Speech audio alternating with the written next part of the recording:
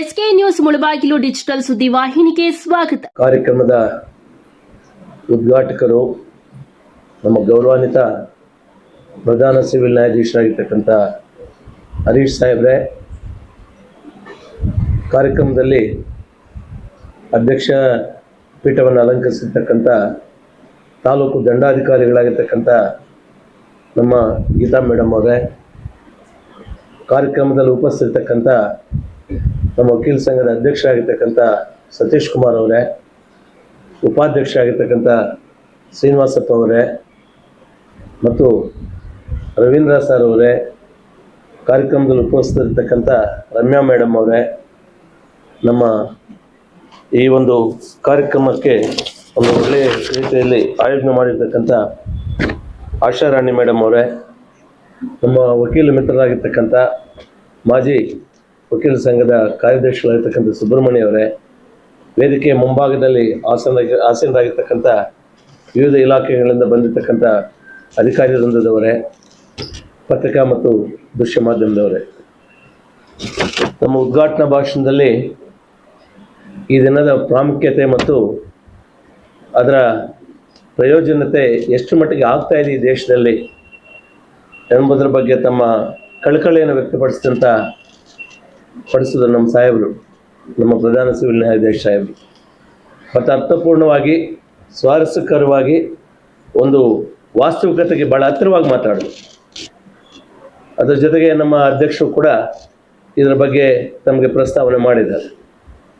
ನಾವೆಲ್ಲರೂ ಕೂಡ ಭಾರತೀಯರು, ನಮಗೆ ನಮ್ಮದೇ ಆದಂಥ ಒಂದು ಪರಂಪರೆ ಇದೆ, ಸಂಸ್ಕೃತಿ ಇದೆ.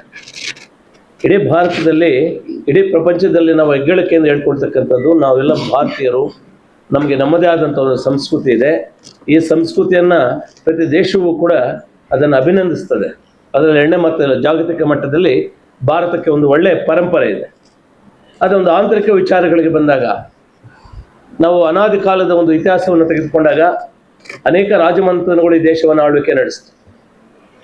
ಒಳ್ಳೆ ಸಂಸ್ಕೃತಿಯನ್ನು ಬಿಟ್ಟು ಹೋಗಿದ್ದಾರೆ, ಆರ್ಟ್ ಆ್ಯಂಡ್ ಆರ್ಕಿಟೆಕ್ಚರ್ ಬಿಟ್ಟು ಹೋಗಿದ್ದಾರೆ, ಒಳ್ಳೆ ಪರಂಪರೆಯನ್ನು ಬಿಟ್ಟು ಹೋಗಿದ್ದಾರೆ. ಅದು ಕೂಡ ಎಲ್ಲೋ ಒಂದು ಕಡೆ ನಾವು ಕೆಲವೊಂದು ಅನಿಶ್ಚಿತ ಪದ್ಧತಿಗಳಿಗೆ ಹೊಂದ್ಕೊಂಡು ಹೋಗ್ತಾ ಇದ್ವಿ ಮೊದಲಿನಿಂದಲೂ ಕೂಡ.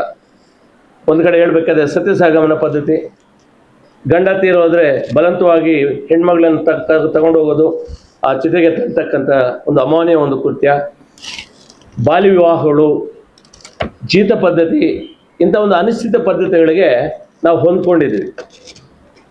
ಭಾರತ ದೇಶದಲ್ಲಿ ಬ್ರಿಟಿಷರ ಆಳ್ವಿಕೆ ಆಯಿತು. ಬ್ರಿಟಿಷರು ಇದರ ವಿರುದ್ಧ ಧ್ವನಿಯನ್ನು ಕೂಡ ಎತ್ತಿದ್ರು. ನೀವು ಈ ಅನಿಶ್ಚಿತ ಪದ್ಧತಿಗಳನ್ನು ಬಿಡಿ, ಇದು ಸಮಾಜಕ್ಕೆ ಕಂಟಕ, ಇದು ಬೇಡ ಅಂದರು. ಅದಕ್ಕೆ ಭಾರತೀಯರು ಏನಂದರು, ಬ್ರಿಟಿಷರು ನಮ್ಮ ಆಚಾರ ವಿಚಾರಗಳಿಗೆ ಅಡಚಣೆ ಪಡಿಸ್ತಾ ಇದ್ದಾರೆ, ಅಡ್ಡಿಪಡಿಸ್ತಾ ಇದ್ದಾರೆ, ನಮಗೆ ಆಚಾರ ವಿಚಾರಗಳ ವಿರುದ್ಧವಾಗಿ ಹೋಗ್ತಾ ಇದ್ದಾರೆ ಅಂತ ಕೂಡ ನಾವು ಪ್ರತಿಪಾದಿಸಿದ್ದು ಉಂಟು. ಆದರೆ ಒಬ್ಬ ಬ್ರಿಟಿಷ ಒಂದು ರಾಯಭಾರಿ ಭಾರತಕ್ಕೆ ಬಂದಾಗ ಆತನ ಒಂದು ಮಾತು ಹೇಳ್ತಾನೆ, ಒಳ್ಳೆ ಪರಂಪರೆಯನ್ನು ಉಳ್ಳವರು, ಒಳ್ಳೆ ಮನಸ್ಥಿತಿಯನ್ನು ಉಳ್ಳವರು ಭಾರತೀಯರು, ಸಹೃದಯಗಳು, ಅದು ಯಾಕೋ ಈ ಒಂದು ಅನಿಶ್ಚಿತ ಪದ್ಧತಿಗಳಿಗೆ ಹೊಂದ್ಕೊಂಡು ಇಡೀ ಸಮಾಜವನ್ನು ಒಂದು ಕಲ್ಮಶಗೊಳಿಸ್ತಾ ಇದ್ದಾರೆ, ಇದು ಬೇಡ, ಇದು ಸಮಾಜಕ್ಕೆ ಕಂಟಕ ಅಂತಕ್ಕಂಥ ತಮ್ಮ ಇದನ್ನು ಕೂಡ ಸಲಹೆಯನ್ನು ಕೂಡ ಕೊಟ್ಟು ಹೋದರು. ಸೊ ಆ ನಿಟ್ಟಿನಲ್ಲಿ ನಾವು ಯೋಚನೆ ಮಾಡೋದಾದರೆ ಈ ಜೀತ ಪದ್ಧತಿ ಬಹಳ ಅನಿಶ್ಚಿತ ಪದ್ಧತಿ. ಸಾಹೇಬ್ರು ಹೇಳಿದಾಗೆ ಇದು ಸಮಾಜಕ್ಕೆ ಒಂದು ಕಂಟಕ. ಈ ಜೀತ ಪದ್ಧತಿಯಲ್ಲಿ ಏನಾಗ್ತದೆ, ಒಬ್ಬ ವ್ಯಕ್ತಿಯನ್ನು ಒಂದು ಕಡೆ ಅವನಿಗೆ ವಿವೇಚನೆಗೆ ವಿರುದ್ಧವಾಗಿ ಅವನನ್ನು ಒಂದು ಕಡೆ ಕೂಡಾಕಿ ಅವನ ಅಭಿವ್ಯಕ್ತ ಸ್ವಾತಂತ್ರ್ಯವನ್ನು ಕಿತ್ಕೊಂಡು ವ್ಯಕ್ತಿ ಸ್ವಾತಂತ್ರ್ಯ ಇಲ್ದಿರ ಮಾಡಿರ್ತಕ್ಕಂಥದ್ದು, ಅವನನ್ನು ಬಲವಂತವಾಗಿ ದುಡಿಮೆ ಮಾಡಿಸ್ಕೊಳ್ತಕ್ಕಂಥದ್ದು, ಆ ಬಲವಂತವಾಗಿ ದುಡಿಮೆ ಮಾಡಿಸ್ಕೊಂಡು ಏನು ದುಡಿಮೆ ಮಾಡಿಕೊಳ್ತಾರೆ ಅದಕ್ಕೆ ಅನುಗುಣವಾಗಿ ವೇತನ ಕೊಡದೇ ಇರ್ತಕ್ಕಂಥದ್ದು, ಕನಿಷ್ಠ ಮೂಲ ಸೌಕರ್ಯಗಳನ್ನು ಕೂಡ ಒದಗದೇ ಇರ್ತಕ್ಕಂಥ ಒಂದು ಅನಿಶ್ಚಿತ ಪದ್ಧತಿಗಳು ಇಂದ ಈ ಪದ್ಧತಿಗಳಂತ ಏನಂತೀವಿ, ಅದು ಈ ಒಂದು ಜೀತ ಪದ್ಧತಿ. ಇದರಿಂದ ಏನಾಗ್ತಾ ಇದೆ, ಬಹಳಷ್ಟು ಜನ ಮಾನಸಿಕ ಯಾತನೆಗೆ ಒಳಗಾಗ್ತಾ ಇದ್ದಾರೆ, ಬಹಳಷ್ಟು ಜನ ದೈಹಿಕ ಯಾತನೆಗೆ ಗುರಿ ಆಗ್ತಾ ಇದ್ದಾರೆ. ಬಹುಶಃ ನಾವೆಲ್ಲರೂ ಕೂಡ ಇವತ್ತು ಕೂಡ ಒಂದು ನಾವು ಪ್ರಶಂಸೆಯಿಂದ ನಮ್ಮನ್ನು ನಾವು ಹೇಳ್ಕೊಳ್ತಕ್ಕಂಥದ್ದು, ನಾವು ಭಾರತೀಯರು ಬಹಳಷ್ಟು ಮುಂದುವರೆದಿದ್ದೀವಿ, ಅದೇ ಎರಡನೇ ಮಾತಿಲ್ಲ. ವೈಜ್ಞಾನಿಕವಾಗಿ ಮುಂದುವರೆದಿದ್ದೀವಿ, ಸಾಮಾಜಿಕವಾಗಿ ಮುಂದುವರೆದಿದ್ದೀವಿ, ಆರ್ಥಿಕ ಸದೃಢತೆಯನ್ನು ಈ ದೇಶದಲ್ಲಿ ಕಂಡುಕೊಳ್ತಾ ಇದ್ದೀವಿ. ಆದರೂ ಕೂಡ ಎಲ್ಲೋ ಒಂದು ದಿಕ್ಕು ತಪ್ಪಿ ಹೋಗ್ತಾ ಇದ್ದೀವಿ. ಈ ಅನಿಶ್ಚಿತ ಪದ್ಧತಿ, ಜೀತ ಪದ್ಧತಿ ಅಂತ ಪದ್ಧತಿಗಳನ್ನ ನಾವು ನೋಡಿದಾಗ ನಾವು ಯಾವ ದಿಕ್ಕಿನತ್ತ ಹೋಗ್ತಾ ಇದ್ದೀವಿ, ನಮ್ಮ ಮನಸ್ಸುಗಳು ಯಾವ ದಿಕ್ಕಿನತ್ತ ಹೋಗ್ತಾ ಇದೆ, ಒಂದು ಬಾರಿ ನಮ್ಮ ಆತ್ಮಾವಲೋಕನ ಮಾಡ್ಕೊಳ್ತಕ್ಕಂಥ ಪ್ರಸಕ್ತಿಗಳು ಇವತ್ತು ಕೂಡ ಇದೆ. ಏನು ಈ ಒಂದು ಜೀತ ಪದ್ಧತಿಯಿಂದ ಏನಾಗ್ತಾ ಇದೆ? ನಾವೆಲ್ಲರೂ ಕಡೆ ಹೇಳ್ತೀವಿ, ನಾವೆಲ್ಲರೂ ಕೂಡ ಸಂವಿಧಾನವನ್ನು ಗೌರವಿಸಬೇಕು, ನಾವೆಲ್ಲರೂ ಕೂಡ ಈ ದೇಶದ ಒಂದು ಕಾನೂನು ಗೌರವಿಸಬೇಕು ಅಂತ ಹೇಳ್ತೇವೆ. ಅದು ಎಲ್ಲಿ ಪಾಲನೆ ಆಗ್ತಾ ಇದೆ? ಇವತ್ತೊಂದು ಜೀತ ಪದ್ಧತಿಯಿಂದ ಒಂದು ಉದಾಹರಣೆ ತೆಗೆದುಕೊಳ್ಳಿ. ಅನೇಕರನ್ನ ಒಂದು ಕಡೆ ಕೂಡಾಕಿ ಅವರನ್ನ ತಮ್ಮ ಕಪಿಮುಷ್ಟಿಯಲ್ಲಿ ಇಟ್ಕೊಂಡು ಕೆಲವು ಪ್ರಭಾವಿ ವ್ಯಕ್ತಿಗಳು ಇವತ್ತು ಅವರನ್ನು ಭಿಕ್ಷಾಟನೆಗೆ ಬಿಡ್ತಾ ಇದ್ದಾರೆ. ಬೆಳಗ್ಗೆ ಎತ್ಕೊಂಡು ಬಂದು 9 ಗಂಟೆಗೆ ಬಿಟ್ರೆ ಸಾಯಂಕಾಲ 5 ಗಂಟೆಗೆ ಕರ್ಕೊಂಡು ಹೋಗಿ ತಮ್ಮ ಅಧೀನದಲ್ಲಿ ಇಟ್ಕೊಂಡು ಬಂದಂತ ಹಣವನ್ನು ಅವರಿಂದ ದೋಸ್ತಕ್ಕಂಥದ್ದು, ಅವರಿಗೆ ಒಂದು ಮಾನಸಿಕ ದೈಹಿಕ ಒಂದು ಹಿಂಸೆಯನ್ನು ಕೊಡ್ತಕ್ಕಂಥದ್ದು, ಎಸ್ಟೇಟ್ಗಳಲ್ಲಿ ಇವತ್ತು ಅವರನ್ನು ಕೂಡಾಕೊಂಡು ವರ್ಷಾನುಗಟ್ಟೆ ಅವರಿಂದ ದುಡಿಮೆ ಮಾಡಿಸ್ಕೊಳ್ತಕ್ಕಂಥದ್ದು, ಈ ರೀತಿಯಾದಂಥ ಅನೇಕ ಪ್ರಕರಣಗಳು ಇವತ್ತು ನಾವು ದಿನಪತ್ರಿಕೆಗಳಲ್ಲಿ ನೋಡ್ತಾ ಇದ್ದೀವಿ. ಇವೆಲ್ಲವನ್ನು ಕೂಡ ನೋಡ್ತಾ ಇದ್ರೆ ನಮ್ಮ ಬದುಕು ಯಾವ ದಿಕ್ಕಿನಂತ ಹೋಗ್ತಾ ಇದೆ, ನಾವು ಎಷ್ಟು ಮಟ್ಟಿಗೆ ಸಂವಿಧಾನದ ಡಾಕ್ಟರ್ BR ಅಂಬೇಡ್ಕರ್ ಅವರು ಕೊಟ್ಟಂತ ಈ ಒಂದು ಸಂವಿಧಾನದ ಒಂದು ಆಶಯಗಳನ್ನ ಎಷ್ಟು ಮಟ್ಟಿಗೆ ಎತ್ತಿ ಹಿಡಿತಾ ಇದ್ದೀವಿ, ಕಾನೂನುಗಳನ್ನ ಎಷ್ಟು ಮಟ್ಟಿಗೆ ನಾವು ಪಾಲನೆ ಮಾಡ್ತಾ ಇದ್ದಕ್ಕಂತ ಒಂದು ಸಂಶಯ ನಮ್ಮಲ್ಲಿ ವ್ಯಕ್ತವಾಗ್ತದೆ. ಆರ್ಟಿಕಲ್ 14 ಸಂವಿಧಾನ ವಿಚ್ಛೇದ 14 ಏನ್ ಹೇಳ್ತದೆ? ಎಲ್ಲರೂ ಸಮಾನರು. ಈ ಜೀತ ಪದ್ಧತಿ ಅಂತ ಒಂದು ಅನಿಶ್ಚಿತ ಪದ್ಧತಿಗಳನ್ನು ನೋಡಿದಾಗ ಎಲ್ಲಿ ಸಮಾನತೆ ಇದೆ? ಇವತ್ತು ಕೂಡ ನಾವು ಹೇಳ್ಕೊಳ್ತೇವೆ ಸ್ವಾತಂತ್ರ್ಯ ಬಂದಿದೆ ಅಂತ, ಅದು ಬಹುತೇಕ ಜನರಿಗೆ ಇವತ್ತು ಸ್ವಾತಂತ್ರ್ಯ ಇಲ್ಲ. ಅವ್ರಿಗೆ ಅಭಿವ್ಯಕ್ತ ಸ್ವಾತಂತ್ರ್ಯ ಇಲ್ಲ, ವ್ಯಕ್ತಿ ಸ್ವಾತಂತ್ರ್ಯ ಇಲ್ಲ. ಇದರಿಂದ ಏನಾಗ್ತಾ ಇದೆ ಅಂದ್ರೆ ಆರ್ಟಿಕಲ್ 14 ಇಲ್ಲಿ ಉಲ್ಲಂಘನೆ ಆಗ್ತಾ ಇದೆ. ನಾವು ಸಮಾನತೆ ಕಂಡುಕೊಳ್ತಾ ಇಲ್ಲ. ಸಾಹೇಬ್ರ ಹೇಳಿದಾಗೆ ಅನುಚ್ಛೇದ 21 ಕೂಡ ಜೀವಿಸುವ ಹಕ್ಕಿದೆ ಮನುಷ್ಯನಿಗೆ. ಭಾರತದ ಸಂವಿಧಾನ ಹೇಳ್ತದೆ, ಹುಟ್ಟಿದಂತ ಪ್ರತಿಯೊಬ್ಬ ಮನುಷ್ಯ ನಿರಾಳವಾಗಿ ಬದುಕುವಂತ ಒಂದು ಹಕ್ಕನ್ನು ಈ ದೇಶದಲ್ಲಿ ಪಡೆದಿದ್ದಾನೆ ಅಂತಕ್ಕಂಥ ಒಂದು ಅಂಶವನ್ನು ಕೂಡ ಸಂವಿಧಾನ ಇಲ್ಲಿ ವ್ಯಕ್ತ ಮಾಡ್ತದೆ. ಆದ್ರೆ ಇವತ್ತು ನಾವು ಮಾಡ್ತಾ ಇರ್ತಕ್ಕಂಥ ಇದನ್ನು ನಮ್ಮ ಮನಸ್ಥಿತಿಗಳು, ನಾವು ಹೇಳ್ತೇವೆ ಕಾಲ ಕೆಟ್ಟಿದೆ, ಕಾಲ ಕೆಟ್ಟಿಲ್ಲ, ಕಾಲ ಘಟ್ಟದಲ್ಲಿ ಬರುತ್ತಾ ಇರ್ತಕ್ಕಂಥ ನಮ್ಮ ಮನಸ್ಥಿತಿಗಳು ಕೆಟ್ಟಿದೆ. ಇವೆಲ್ಲವೂ ಕೂಡ ಶುದ್ಧೀಕರಣ ಆಗ್ಬೇಕಾದ್ರೆ ನಮ್ಮ ಮನಸ್ಸುಗಳು ಶುದ್ಧೀಕರಣ ಆಗ್ಬೇಕು. ನಮ್ಮ ಮನಸ್ಸುಗಳು ಒಳ್ಳೆಯ ಆಲೋಚನೆ ಕಡೆಗೆ ಹೋದಾಗ ಮಾತ್ರ ಇಂಥ ಅನಿಶ್ಚಿತ ಪದ್ಧತಿಗಳನ್ನು ನಾವು ತೊಡಗಿಸಲಿಕ್ಕೆ ಸಾಧ್ಯ ಆಗ್ತದೆ. ಒಂದು ಕಡೆ ಕಾನೂನುಗಳ ಉಲ್ಲಂಘನೆ ಇದು. ಕಾನೂನು ಏನ್ ಹೇಳ್ತದೆ? ಎಲ್ಲರನ್ನು ಸಮಾನವಾಗಿ ಕಾಣಬೇಕು, ಯಾರನ್ನು ಕೂಡ ಮಾನಸಿಕ ದೈಹಿಕ ಹಿಂಸೆ ಕೊಡಬಾರ್ದು. ಆದ್ರೆ ಈ ಜೀತ ಪದ್ಧತಿ ನೋಡಿದ್ರೆ ಎಲ್ಲಿ ನಾವು ಕಾನೂನು ಪಾಲನೆ ಮಾಡ್ತಾ ಇದ್ವಿ? ಕಾನೂನು ಪಾಲನೆ ಮಾಡಲಿಲ್ಲ ಅಂದ್ರೆ ನೀವು ಅದಕ್ಕೆ ವಿರುದ್ಧವಾಗಿ, ಕಾನೂನು ವಿರುದ್ಧವಾಗಿದೆ, ಅದಕ್ಕೆ ಶಿಕ್ಷೆ ಅನುಭವಿಸ್ಬೇಕಾದ್ರೆ ಅದು ಯಾರಿಗೂ ತಪ್ಪಿದ್ದಲ್ಲ. ಆದ್ರೆ ನಮ್ಮ ಮನಸ್ಥಿತಿಗಳು ಬದಲಾಗಬೇಕು. ಇವತ್ತು ಮಾನವ ಹಕ್ಕುಗಳು ಅಂತ ನಾವೇನ್ ಹೇಳ್ತೇವೆ? ಒಂದು ಕಡೆ ಸಂವಿಧಾನದ ಉಲ್ಲಂಘನೆ ಆಶಯಗಳನ್ನ ನಾವು ಕಡೆಗಣಿಸ್ತಾ ಇದ್ವಿ, ಕಾನೂನುಗಳನ್ನ ನಾವು ಗೌರವಿಸ್ತಾ ಇಲ್ಲ. ಈ ಜೀತ ಪದ್ಧತಿ ಅಂತ ಕನಿಷ್ಠ ಪದ್ಧತಿಗಳನ್ನು ನೋಡಿದ್ರೆ ಅದ್ರ ಜೊತೆಗೆ ಮಾನವ ಹಕ್ಕುಗಳ ಉಲ್ಲಂಘನೆ ಆಗ್ತಾ ಇದೆ. ಮಾನವ ಹಕ್ಕುಗಳಲ್ಲಿ ಏನ್ ಹೇಳ್ತದೆ? ಪ್ರತಿಯೊಬ್ಬ ಮನುಷ್ಯನಿಗೆ ಸಾಮಾಜಿಕ ಸದೃಢತೆ, ಮನುಷ್ಯನಿಗೆ ಪ್ರತಿಯೊಬ್ಬನಿಗೂ ಆರ್ಥಿಕ ಸದೃಢತೆಯನ್ನ ಕಂಡುಕೊಂಡು ಎಲ್ಲರೂ ಮನುಷ್ಯರಾಗಿ ಬದುಕಂತ ಪ್ರವೃತ್ತಿ ಒಂದು ಅವಕಾಶಗಳನ್ನು ಕೊಡಬೇಕು ಅಂತ ಹೇಳಿ ಮಾನವ ಹಕ್ಕುಗಳು ಏನು ಪ್ರತಿಪಾದಿಸ್ತದೆ ಅದಕ್ಕೆ ವಿರುದ್ಧವಾಗಿ ಇವತ್ತು ನಾವು ಹೋಗ್ತಾ ಇದ್ದೀವಿ. ಸೊ ಇವೆಲ್ಲವನ್ನು ಕೂಡ ನಾವು ಅವಲೋಕಿಸಿ ನೋಡಿದಾಗ ನಮ್ಮ ಬದುಕು ಯಾವ ದಿಕ್ಕಿನತ್ತ ಹೋಗ್ತಾ ಇದೆ ಅಂತಕ್ಕಂಥ ಒಂದು ಚಿಂತನೆ ಇವತ್ತು ನಾವು ಮಾಡ್ಬೇಕಾಗ್ತದೆ.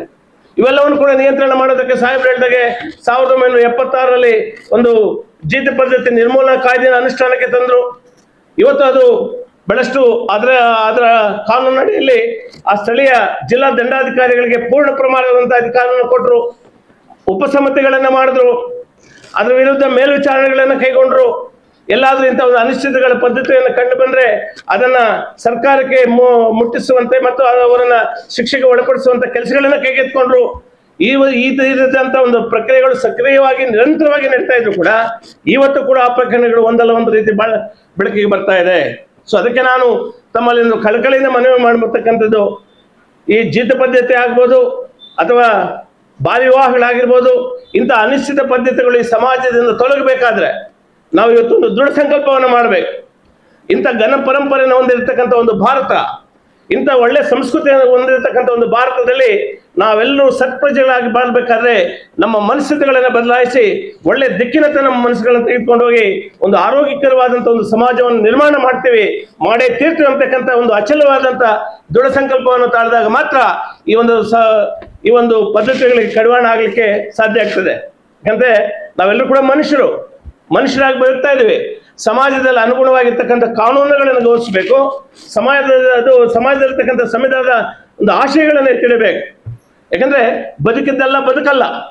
ಬದುಕು ತನ್ನ ಅರ್ಥಪೂರ್ಣವಾದಂಥ ಒಂದು ಬದುಕನ್ನು ನಾವು ಕಂಡ್ಕೋಬೇಕಾದ್ರೆ ಒಂದು ಹಸು ಮನುಷ್ಯನನ್ನು ಕೇಳ್ತದಂತೆ, ಏನೋ ಒಂದು ಸಾಮಾನ್ಯ ಹಸು, ಲೇ ಮಾನವ, ನಾನು ನನ್ನ ಬಗ್ಗೆ ಹೇಳ್ಕೊಳ್ಳೋದಾದ್ರೆ, ನಾನು ಹಾಕಿದರೆ ಸಗಣಿ ಆದೆ, ತಟ್ಟಿದರೆ ಭರಣಿ ಆದೆ, ಸುಟ್ಟರೆ ವಿಭೂತಿ ಆದೆ, ಸುಡದೆ ಹಾಕಿದರೆ ಮೇಲು ಗೊಬ್ಬರವಾದೆ, ನೀನು ಯಾರಿಗೇನಾದೆಯೋ ಮಾನವ ಅಂತ. ನಾನು ಇಷ್ಟೆಲ್ಲ ಪ್ರಯೋಜನ ಆಗ್ತೀನಿ ಸಮಾಜಕ್ಕೆ. ಹಾಲು ಕೊಡ್ತೀನಿ, ಮೊಸರು ಕೊಡ್ತೀನಿ, ಬೇಕಾಗಿರ್ತಕ್ಕಂಥ ಒಂದು ಗೊಬ್ಬರ ಕೊಡ್ತೀನಿ. ಇಂಥ ಒಳ್ಳೆ ಒಂದು ಪಾವಿತ್ರತೆ ಒಂದು ಜನ್ಮವನ್ನು ತಾಳಿ ಈ ಸಮಾಜಕ್ಕೆ ಬಂದಿರುವ ನೀನೇನ್ ಮಾಡ್ತಾ ಇದ್ದೆ ಸಮಾಜಕ್ಕೆ ಅಂತ ಕೇಳ್ತಿದ್ರು. ಸೊ ಇವೆಲ್ಲವನ್ನು ಕೂಡ ನೋಡಿದಾಗ ಈ ಜೀತ ಪದ್ಧತಿ ಶಿಕ್ಷಾರ್ಹ ಸಾಹೇಬ್ರು ಹೇಳ್ದಂಗೆ ಅವರು ಶಿಕ್ಷೆಗೆ ಒಳಗಾಗಬೇಕಾಗ್ತದೆ. ಕಾನೂನಿಗೆ ಯಾರು ದೊಡ್ಡವರಲ್ಲ. ಎಲ್ಲಿವರೆಗೂ ನಾವು ಕಾನೂನನ್ನು ಪಾಲನೆ ಮಾಡ್ತೀವೋ ಅಲ್ಲಿ ನಾವು ನಿರಾಳವಾಗಿ ಬದುಕಲಿಕ್ಕೆ ಸಾಧ್ಯ. ಇವತ್ತು ನಾವು ಬದುಕ್ತಾ ಇದ್ದೀವಿ, ನಿರಾಳವಾಗಿದ್ದೀವಿ ಅಂತ ಹೇಳಿದ್ರೆ ಕಾನೂನು ಇರೋದ್ರಿಂದಾನೆ. ಆ ಕಾನೂನು ಇಲ್ಲ ಅಂದ್ರೆ ಅರಾಜಕತೆಗಳು ಸೃಷ್ಟಿಯಾಗಿ ಅಲ್ಲೋಲ್ ಕಲ್ಲೋಲವಾಗ್ತಾ ಇತ್ತು ಸಮಾಜ.